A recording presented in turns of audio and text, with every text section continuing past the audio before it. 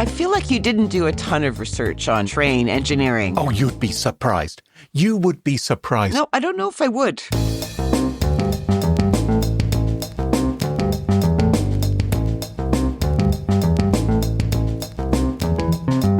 Smashing Security, Episode 426, Choo Choo Choose to Ignore the Vulnerability, with Carole, Theriault and Cluley. Hello, and welcome to Smashing Security, Episode 426. My name's Cluley. And I'm Carole, Theriault. What's coming up on the show this week, Carole? Well, first, before we kick off, let's thank this week's wonderful sponsors, 1Password, Adaptive Security, and Vanta. It's their support that help us give you this show for free. Coming up on today's show, Graham, what do you got? I'm going to be taking hacking to the end of the line. And I'm going to ask who's to blame when chat assistants go rogue. All this and much more coming up on this episode of Smashing Security. Now, chums, we all love a train, don't we? A train? Yeah, everyone loves trains. Did you love trains when you were a kid? Like a choo-choo? Yeah, choo-choo trains. Like, do you mean like getting on a train? Well, getting on a train, watching trains, pushing trains around on the floor when you're a little kid, or watching trains. We used to walk old train tracks, actually, as kids. Did you? That's brave. No. Disused ones. Disused ones, yeah. That's good. Well, some people are very enthusiastic about them, aren't they? And there can be cybersecurity consequences of having a love for trains. Way back in 2008, a 14-year-old boy in Poland got himself into a spot of bother because he hacked into, actually, it was a tram system rather than trains, but he began to use it as a giant train set. He hacked into the trams. Why do you laugh like you're like a sociopath or something? Well, it's just an extraordinary story. There he was in the city of Łódź, I believe it's called. He had trespassed onto tram sites, into the depots in the city. He was gathering information, and he took an old TV remote control and he adapted it so it could change the track points, which meant that he was able to cause chaos. So there was one particular Tuesday afternoon when a city tram driver tried to steer his vehicle to the right, but found himself swerving to the left instead. How unexpectedly. funny. Ha, ha, ha, ha, ha. No, not funny, Carole. Not funny. You sound like a sociopath now. The rear wagon swung off the rails, crashed into another passing tram, hurtling screaming passengers to the floor. 12 people were injured. And the spokesman for the police, they nabbed this boy. They said he took his TV control and made it capable to control the tram lines. And he'd written in the pages of his school exercise book where the best junctions were to move trams around. So he was really enthusiastic about this, and he treated it like a giant train set. There is a game I play that is actually this. You're managing a ton of trains and making sure they don't... I told you it was fun. Anyway, big problem. He was making emergency stops. Passengers were being hurt. Probably entertaining his little buddies. Anyway, that was back in 2008. And thank heavens, railways are much safer now, aren't they? I wouldn't know. I'm not an expert in trains. Well, are they safer? Are they? That's the big question, because 4 years later in 2012, a security researcher called Neil Smith, he was taking an interest in the locomotives crossing America. Have you seen these enormous trains, these mega trains they have in America? Yeah, well, we have them in Canada too. Their trains can be like 3 miles long. Wow. It's astonishing. I mean, it's hard for me as a Brit to imagine that. How long would that take to go past you? Well, they've got to move stuff from A to B somehow. I mean, Australia, they use the mega trucks, don't they? They're these massive... Do they? Yeah. There's like huge trawlers. They go on the roads. I can't remember. There's a name for them, but I don't remember what it is. But anyway. Well, I know that in America, for instance, trains are responsible for moving more freight than any other form of transport. It's a big deal. And when you've got a train that long, communicating from one end of the train, which can be 3 miles away from the other end, that becomes a challenge. Why? Well, you can't send a fax. You got a phone. You may not have network coverage to send a text. Okay. So it's a problem. Imagine there might be a little Wi-Fi on the train, maybe. Have you ever been on a train and tried to use Wi-Fi, Carole? Yes. It works fabulously in Canada. Was it? Oh, yes. Okay. I'm just used to being in the Stone Age rail lines of Britain, I suppose. Anyway, it's important that you can communicate from one end of a train to the other. Because imagine there's this blooming long 3-mile train. Imagine it's parked up somewhere and you are a train maintenance man at the back of the train. you won't necessarily know if the front of the train has started moving again. Because the carriages, or whatever they're called, they might all be shunted up together. And I'm picturing this massive centipede. Yes, it's like a great big caterpillar doing a stretch. It's like an accordion, sort of stretching out. And so it may take a while before, clank, clank, clank. And if you're doing work at the back, that could be a real problem. It could be a squelch situation, couldn't it? Or you might want to know, as the driver at the front of the train, what the heck the brakes are doing at the back of the train, because maybe you're going up a slope, maybe you're going down a slope, maybe you need your brakes to engage or disengage, maybe you want to know that the pressure is right, because this is an enormous train. So I feel like you didn't do a ton of research on train engineering. You would be surprised just how many videos. Videos. Oh, of course, videos. You may be surprised how many videos I've watched at 2 times normal speed in order to gain this amount of knowledge, Carole, in readiness for the podcast today. Well, it's a good 10 minutes. Good. There's a huge amount. See, in the old days, it was easy. In the old days, American freight trains had a caboose. I love a caboose. It's a great word, isn't it? Caboose. Are you familiar with the caboose? Yeah. It's often used as a derogatory term towards women's asses. Is it? Yeah. Okay. Well, according to Wikipedia, caboose is a little hut which is coupled onto the end of a freight train. It provides some shelter for crew. It's got sleeping and cooking facilities. I imagine a lady's bottom wouldn't have that. It's used for observing problems at the back of a train or providing a supplementary braking system. I don't know how do they throw out an anchor? I don't know. But there used to be people on the end of a train, right? And you'd see it in old movies, in your Charlie Chaplin-style movies. You don't really see cabooses anymore. You're more likely to find a caboose up for rental on Airbnb. So there may be someone's done up a caboose, put it in their back garden, and made it available for rent.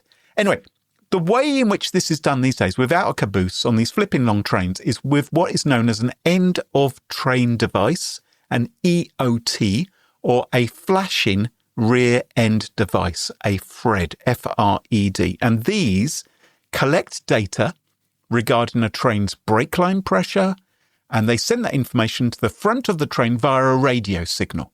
Okay. All right? So they don't have Wi-Fi, but they can transmit a radio signal, and there'll be something at the other end, waiting to receive it. And that essentially acts as though they were rear-end crew members communicating with the front-end crew via radio, allowing engineers... Because FaceTime's not working. Okay. Well, no, it's not going to...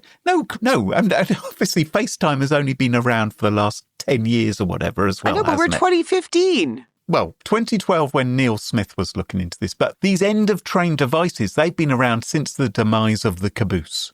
Right. So, and as we know, sometimes with critical infrastructure, you have a piece of technology and it doesn't get replaced for decades and decades.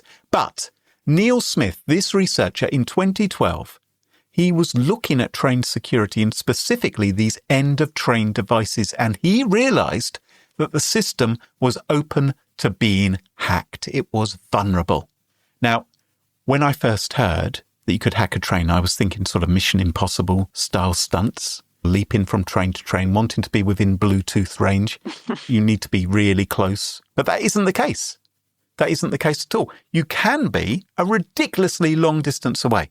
You could be, for instance, 150 miles away. How could that be? By sending a radio signal, Carole, at the right frequency.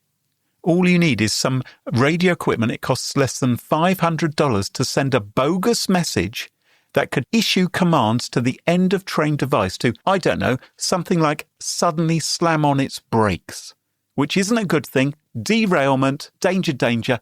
These end-of-train devices, they use weak authentication. All they really seem to have is a checksum to verify that any messages they send or receive haven't been corrupted or that no bits have been dropped during the radio transmission. That's all they have. They don't have any more security than that. They don't have is this coming from an authorized location or device? And obviously the location is constantly changing because they're crossing across many states potentially. But yes, they don't have anything else. They're just looking at a checksum. And this has been the case for well over 10 years. Well, let's take a pause and think all us train people, how lucky we are that we're not dead. Well, right? Is it a happy days? Well, yes, we're all happy. Yes, that's true. But researcher Neil Smith, he's not happy because I've been onto his Twitter account. His avatar, by the way, is of a Thomas the Tank Engine, which I think is very, very cute. And he wrote, so how bad is this? He says, you could remotely take control over a train's brake controller from a very long distance away using hardware that costs less than $500. You can induce brake failure, leading to derailments, or you could shut down the entire national railway system. Okay, so he's saying this on Twitter because he's already told them. Oh, he told them about it in 2012. Okay. And he's also pointed out these devices are also on some passenger trains as well, potentially causing even more problems. So he told the authorities about the weak security. The American Association of Railways, they played it down. They said, this is theoretical, they said. This hasn't happened in real life. We're only going to take notice of this, they said, if you can demonstrate it in real life. And so Neil Smith said, okay, I'll demonstrate it. And the American Association of Railways said, go on then. And he said, I need to do it in a safe way. Can I use your test track facility? And they said, no bloody way. Are you coming on our test track facility? And so he reckons they blocked all security-related testing if they knew it would cause them problems. And there was a complete lack of progress. He got annoyed about this. It took a few years. He got annoyed about it. He wrote an article for the Boston Review revealing his findings. They replied. They wrote an article in Fortune magazine debunking it. Complete stalemate. However, I can reveal that last year, the American Association of Railways had new management. And Neil Smith thought, maybe I'll have a bit more luck now dealing with them. Okay, yeah. Right. So he brought up the issue again. And this time, years after he first made his discovery, he was listened to. And CISA, the American Cyber Defense Agency, has just published an advisory in the last few days all about what they call the weak authentication in the end of train and head of train remote linking protocol. So that's all right then. It's all fixed. Happy days. Is it? Well, not quite.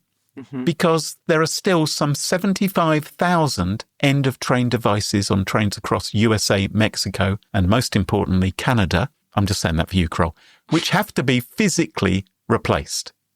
And the anticipation is that it's going to take years to accomplish, and it's going to cost millions to do it and put new technology in place.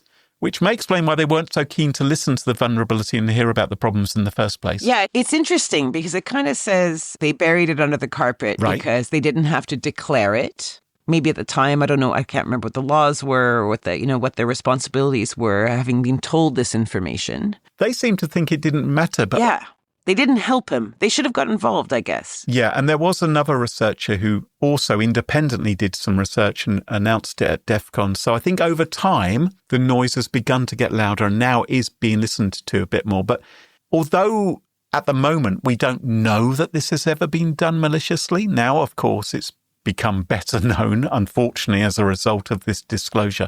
But it's not as though no one is interested in messing with trains. A couple of years ago, some 20 trains in Poland were brought to a standstill again by an unauthorized radio signal. Hackers reportedly interspersed the stop commands which they sent in Poland with renditions of the Russian national anthem and parts of a speech by Vladimir Putin. So there are people out there who would love to mess around with trains and cause all kinds of mayhem. Carole, what have you got for us this week? So, okay, AI assistants. The things we never thought of before 2020 and now can't seem to get enough of. I mean, we have so many, right? There's the Gemini from Google, ChatGPT, Meta's AI, Alexa, Siri, Claude, Grok, just to name a few. And these AI assistants are already pretty ubiquitous.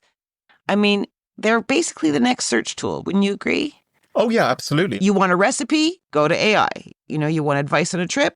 Go to AI. Oh yeah, absolutely. Search engines are becoming less relevant. And in fact, they're plugging in AI more than ever because they know they can't compete. I mean, a search engine will give you maybe 100 results of dubious usefulness, whereas an AI, if it's programmed correctly, if it's working properly, will just give you one response, which hopefully with the information you need without having to click on a link. I have people who are maybe less au fait with the whole internet thing, some of maybe the boomer generation, for example. Mm-hmm. And I tell them to use an AI assistant for their basic requests because it's often easier for them. They ask a specific question and they get a specific response. They don't have to trawl.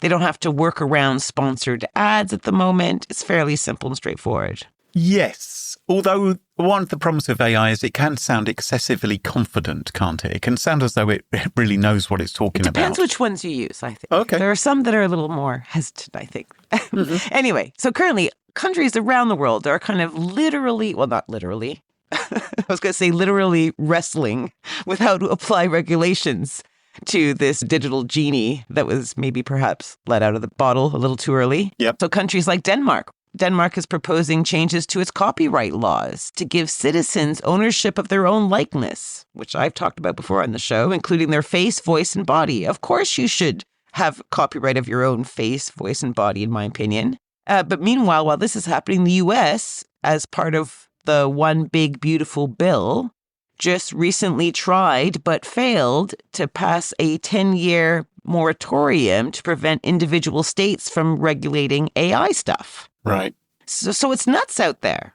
And while the powers that be bash it out, I thought we could consider this one wee AI-based conundrum.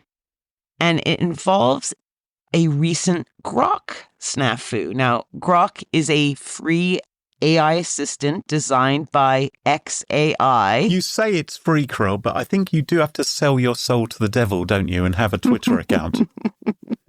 That's the main way in which people will be interacting with it. But it is said to maximize truth and objectivity. This is very much not my opinion, but what it says on its homepage. Right. And in fact, way back in April 2023, Elon Musk said in an interview that he intended to develop an AI chatbot called Truth GPT. We remember that.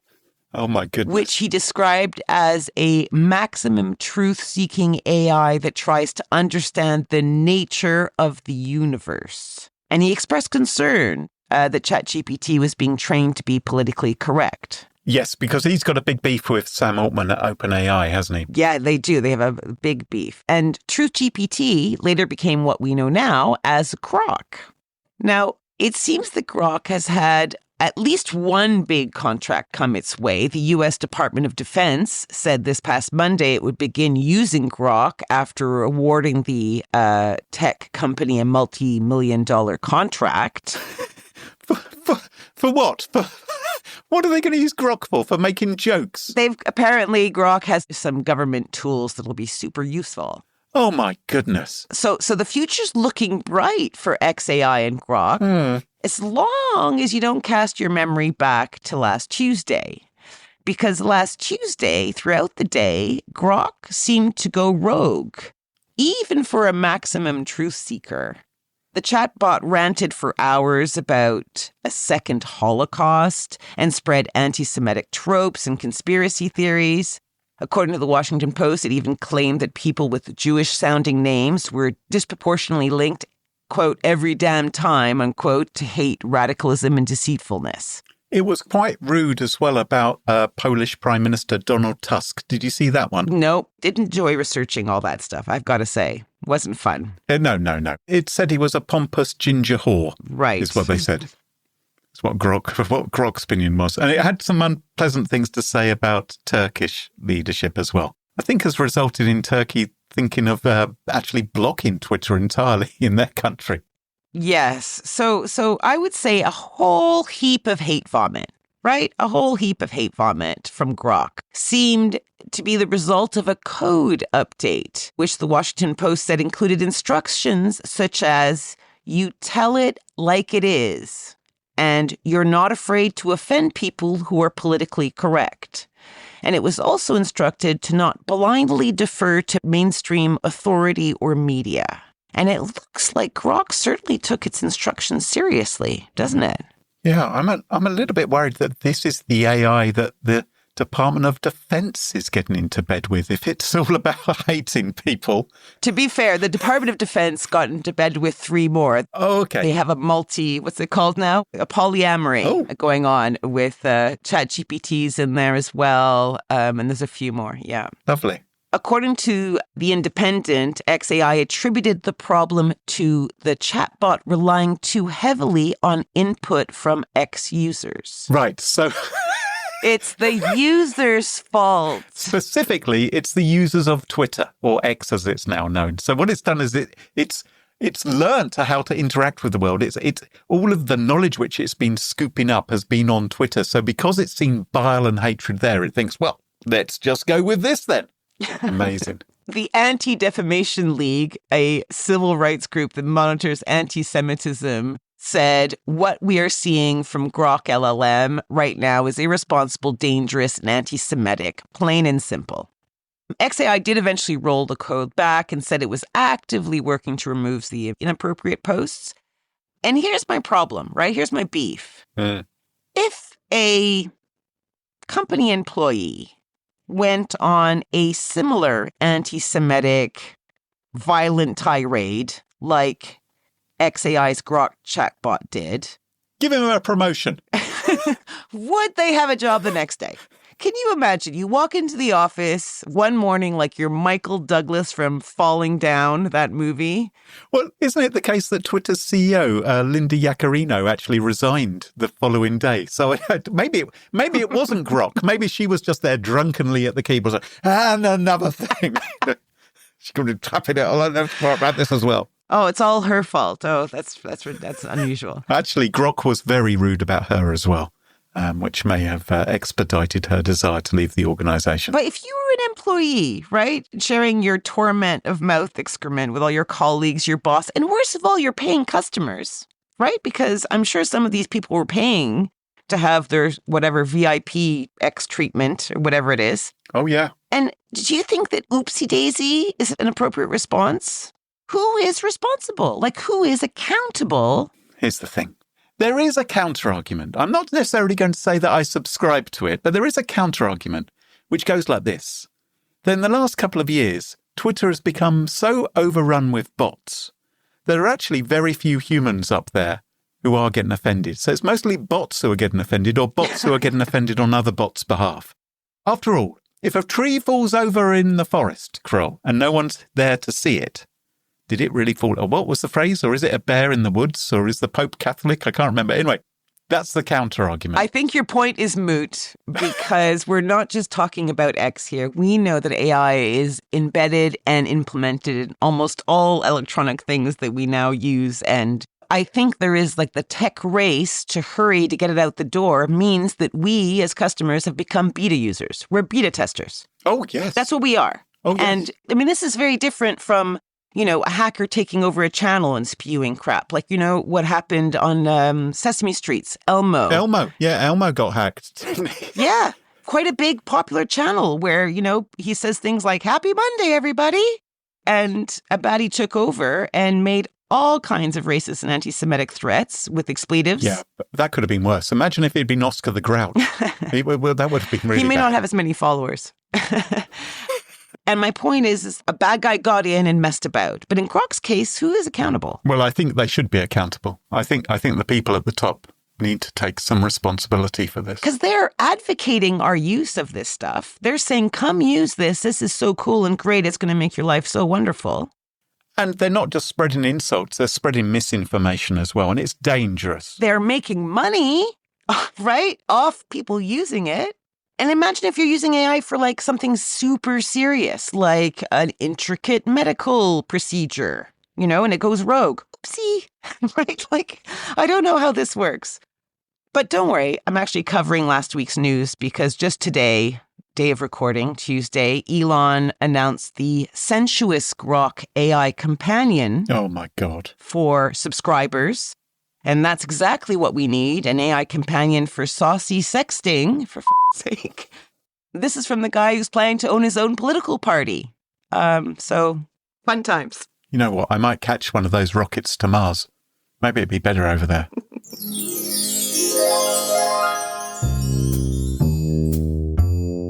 This episode of Smashing Security is brought to you by Adaptive Security, the first cybersecurity company backed by OpenAI. Yes, that OpenAI. In a world where deepfake voices, vishing, and AI-generated phishing emails are hitting inboxes and Zoom calls, Adaptive Security is leading the charge to stop AI-powered social engineering attacks.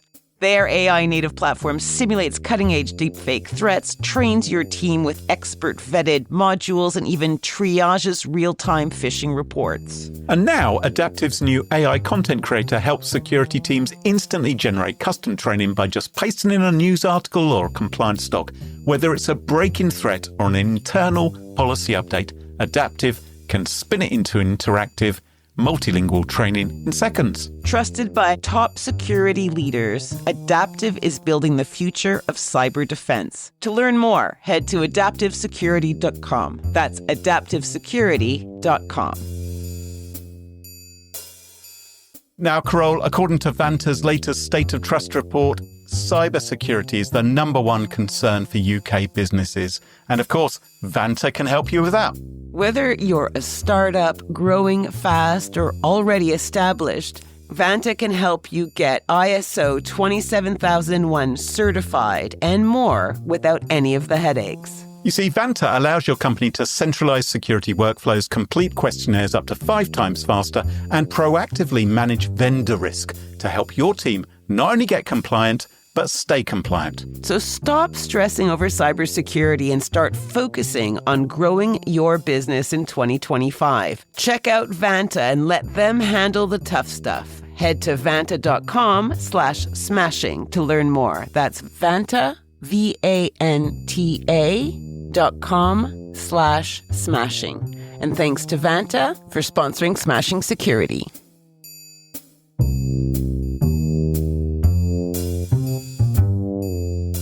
If you're a security or IT professional, you've got a mountain of assets to protect. Devices, identities, and applications. It's a lot, and it can create a mountain of security risks. Fortunately, you can conquer that mountain with 1Password Extended Access Management. Over half of IT pros say securing SaaS apps is their biggest challenge. With the growing problem of SaaS sprawl and shadow IT, it's not hard to see why. Thankfully, Trellica by 1Password can discover and secure access to all of your apps. Trellica by 1Password inventories every app in use at your company. Then, pre-populated app profiles assess SaaS risks, letting you manage access, optimize spend, and enforce security best practice across every app in your employees' use. So take the first step to better security for your team by securing credentials and protecting every application, even unmanaged shadow IT. Learn more at onepassword.com/smashing. That's onepassword.com/smashing. And welcome back. And you join us at our favourite part of the show, the part of the show that we like to call Pick of the Week. Pick of the week. Pick of the week. Pick of the Week is the part of the show where everyone chooses something that could be a funny story, a book that they've read, a TV show, a movie, a record, a podcast, a website, or an app. Whatever they like. It doesn't have to be security related necessarily. Better not be. Well, my pick of the week this week is security related. Because, it's about something which happened to me last night. I was working behind the scenes on the Smashing Security website and email infrastructure that I know how to have a good time in the wee small hours of the morning. Anyone who's ever tried to sort out their company's email knows what a pain in the neck it is to deal with SPF and DKIM and DMARC. It's an absolute minefield. What you want to do, of course, is you want to prevent your emails being mistaken for phishing emails or spoofed messages. And the way in which many companies protect against phishing emails and spoofed messages coming in is they put protections in place, like they will be looking at the email headers to make sure that they're all right. Yeah? Mm-hmm. And you know how it is, Carole. We send email from various places. Our website, it can send us emails. It sends you and me emails when people fill in the form, our contact form on the website. So that's from one server. And you and I, Carole, we receive emails from people that contact us at studio@smashingsecurity.com, and either of us can reply to them. And just because we reply doesn't mean that people will necessarily see our responses. So if we've got our email headers wrong, there is the potential, it doesn't mean it necessarily will always happen, but it's the potential that our emails will bump into their defenses, end up in their spam folder or treated as junk, or in the worst case, be completely rejected entirely if we haven't set up our DNS correctly, our entries, which handle SPF and DKIM and DMARC. I'm sorry, it's a very nerdy pick of the week. Anyway. I'm sure there's about at least 10 people out there loving this, so carry on. Last night, I spotted we had a problem and I wanted to fix it because I thought, oh my gosh, it's possible people aren't receiving our emails. And so I was up until about 1:30 in the morning fixing it. And that is what led me to this website called learndmarc.com. So DMARC is DMARC, learndmarc.com. That gave me an email address that I could send a message to, and then I could see on their webpage what its mail server thought about my email headers, the emails I just sent it. So it would tell me if my SPF and DKIM headers weren't in alignment. It could tell me if emails I sent as Smashing Security had the right digital signature, which would reassure people they were from our podcast, etc. It's a bloody nightmare handling these things. But with learndmarc.com, I could see what was going wrong. I could fix it. And I felt that for those 8 people who are still listening to this part of the show, I thought they might like to hear about that as well. So I wanted to share the resource in case it helped someone else. learndmarc.com is my pick of the week. Couldn't this be used for bad as well? I don't see how it would be used for bad. No? If you were trying to do an email campaign and you wanted to see... No, because the way in which these things work is they don't just look at the contents of your email with its headers, which obviously could be meddled with, right. But it then compares them to the DNS entries on your domain, on your website. Yes, okay. So which is something you have control over. So it's a way of verifying, okay, if they've got that signature, it links in with this and blah, blah, blah. Plug that hole that I tried to gouge in your pick of the week. That's very fun. That's fine. By the way, it's got a really cute kind of like war games style interface. It's like tick, tick, tick, tick, tick, tick. It's like the computer's talking to you, saying, hello, I've just received this. I've just received that, to be honest, made it even more fun to use. Well, learndmarc.com. Knock yourself out, Carole. You know how to have a good time. Yes, I do. What's your pick of the week then? Well, rather controversially, I am going to give another shout out to something that I've had as a previous pick of the week. Oh. And I'm doing it because I made this recommendation way back in episode 255, which is more than 175 episodes ago. And it is still going to this day, and it's a fantabulous way to unwind after a stressful day, for example. And so my pick of the week is a show called Taskmaster. Ah. And just to recap quickly, Taskmaster is a British comedy panel game show created by the wonderful Alex Horne, and it's presented by the ginormous Greg Davies. He's very tall. 6'7". Okay, makes my Yeti look like a shrimp. And little Alex Horne, who actually comes in at 6'2", as the Taskmaster's assistant. And in each series of the program, a group of 5 celebrities attempt a series of challenges or tasks. And the Taskmaster then reviews the contestants' attempts and awards points based on performance, interpretation, or other arbitrary comedic factors. It's very fun. I think it's the only show that I consistently laugh cry. Oh. Really. And I don't have any idea why. I never expect to, but then I do. It has that kind of magic. And it was released all the way back in 2015, which means there's 18 series now to watch. I've only seen it a couple of times, but I think it's still going, isn't it? Yes, yeah. I've been watching it all along. Now, you're probably thinking, oh, F off, Carole. Once again, you're giving me a show that I can't watch because I live in a non-supported place. Because, it's on Netflix at the moment, but that's not available everywhere. But wait. Little Alex Horne, the creator of the show, has created a website, which, Graham, you can go to. It's called taskmastersupermaxplus.com. That's quite long. Supermax Plus. Yes, Taskmaster Supermax Plus. And he says, I've been told quite a few times that not everyone everywhere can watch Taskmaster. We wanted to create a channel where fans can watch all episodes ad-free. the complete global home for all things Taskmaster. Everything is up to the very latest season in the UK, and it's streaming now. And there's even special treats and special end-of-year championships. So... Hang on, he says here £5.99 per month after a 7-day free trial. Well... So when he said free, okay, well, not free. Okay, not free, but free for 7 days. Binge it. Well, you can watch 168 episodes. How long's an episode? Instead of spending your evenings trying to send spam to our listeners. I wasn't trying to send them spam. Why don't you mainline this stuff? 7-day free trial, then £5.99 a month. That feels like quite a lot if all you can watch is Taskmaster. Well, what I would say to you is you don't have to have it for all months going forward. A lot of these things would love you to stay on forever, but you could just dive in for a month, watch as much as you wanted, and then, wait till Christmas when you're at the in-laws and get another season. Anyway, I think it's great. I think it's worth the $6 or whatever it is. Yes. Brilliant. Well, that just about wraps up the show for this week. You can find Smashing Security on Blue Sky, unlike Twitter, which wouldn't let us have a G. And don't forget, to ensure you never miss another episode, follow Smashing Security in your favourite podcast app, such as Apple Podcasts, Spotify and Pocket Casts. And huge thank you to our episode sponsors, Vanta, Adaptive Security, and 1Password. And of course, to our wonderful Patreon community. It's their support that helps us give you this show for free. For episode show notes, sponsorship info, guest lists, and the entire back catalogue of more than 425 episodes, check out smashingsecurity.com. Until next time, cheerio, bye-bye. Bye.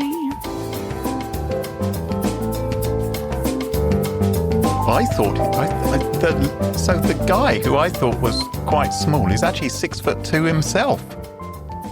So he calls himself Little Alex, but actually he's quite tall.